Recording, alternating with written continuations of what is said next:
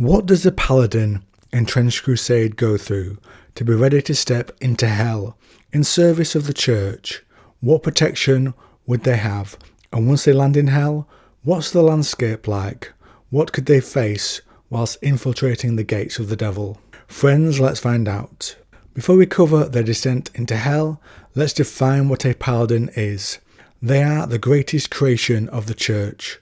No mortal can fight all the supernatural beings from hell, so the Paladins have in them the blood of the Metachrist program. This blood lets them undertake missions into hell and return. They live in secluded cells between missions. There were once 12 of them.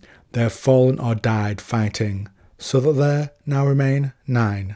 And this number does not look to grow anytime soon, as the church has fallen into being unable to produce any more Paladins in the last 3 centuries.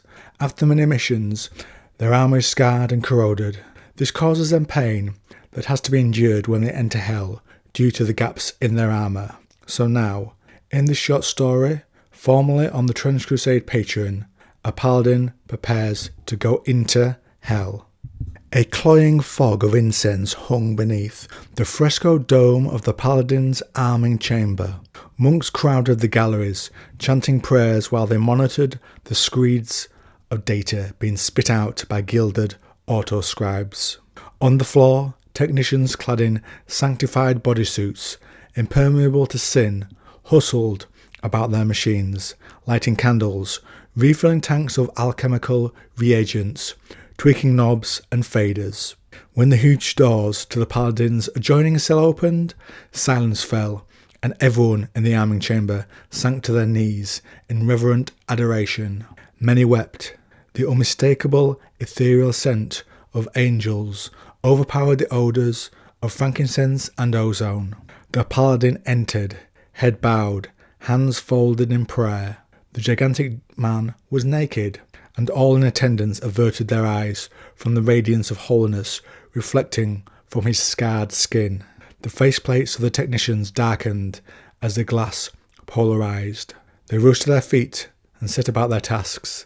The Paladin took up position in the centre of the room and knelt on the mosaic of the militant Christ the Lion. First, the technicians bathed him in holy water and anointed him in conductive oils.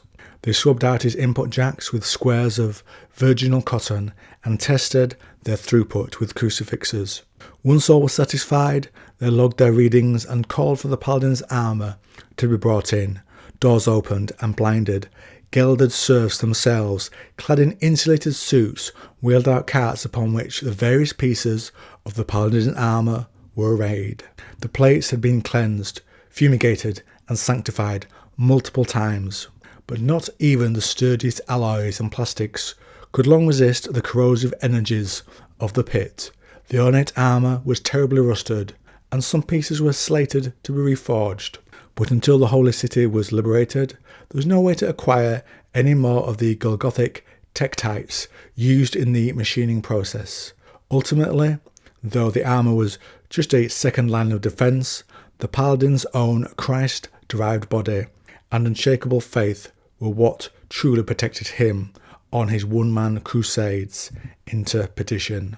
While the technicians were connecting the plates of armour to the Paladin's neurologics and mounting them on his implanted undercarriage, a tall screen was wheeled over to the warrior, and the 3-dimensional projections of a Cardinal General, dressed in the red and black chasuble of a high exorcist, flickered to life. He spoke, "In the name of the Father, the Son, the Holy Spirit, the Council of Saints, in conjunction with the Synod of the Strategic Prophecy, has charged you to descend unto the third circle this day, to seek out and destroy the Demon Major Choronzon, Lord Mechanic of the Goetic Forge, under Archduke Paimon. It shall be done," the Paladin replied in a soft, almost boyish voice. The Cardinal General's icon vanished. Once the Paladin's armour was sealed and pressurised, its systems tested and cleared for operation, the attending technicians once again knelt for a final prayer. The Paladin took up his shield and sword, while everyone else filed out of the chamber. Once all were gone, the black door in the far wall painfully cranked open. A puff of infernal energies leaked into the room, like a shimmer of heat, making the Paladin's armour sizzle faintly. Slowly, with all the ponderous weight of a tank grinding into motion, the Paladin crossed the floor and entered the airlock. The black door ground shut behind him and sealed. Vents in the walls screamed and bled as infernal atmosphere replaced material air. His armour steamed. Finally, the opposite door yawned open, and the Paladin began his descent into the raving blackness of hell. That is where the tale ends, but we do have details of what it's like in hell, where the Paladin may fear to tread. Each of the 9 circles of hell has its own foul atmosphere, and has a deadly environment from noxious fumes to burning heat or a bitter coldness below absolute zero, requiring a specific suit of armour to withstand the infernal elements. And thus, when a Paladin enters the gates of hell, they know they must succeed alone or die trying. No help will be forthcoming, not even from one within their own order. Paladins are used only under the orders of the Council of Saints, and even then extremely sparingly. Each mission they undertake must bring great and tangible benefits for the Church and the overall war effort, and its long-term benefit must be determined by the Synod of Strategic Prophecy. Paladins are tasked with missions such as exterminating key nobles of hell, destroying laboratories, creating some new devastating variant of the Black Grail, or interrogating devils with holy fire and the blood of the Lamb until they give up their infernal plans. And as for areas of hell itself, we draw on a little of the lore under the Heretic Legion banner for that. Those who join the Heretic Legion must go through some of the next mentioned places, and the Paladin might have to do the same. Even from leagues away, the infernal heat sears both flesh and spirit until the pain becomes unbearable. In the Valley of Tears, the great road that leads to the gate, paved as it is with wailing souls and lamentations, is littered with endless mounds of charred bodies. Many are still half alive, writhing in agony, trapped in a grotesque twilight between life and death, their wickedness deemed insufficient. These discarded souls are doomed to writhe in agony until the day of judgment.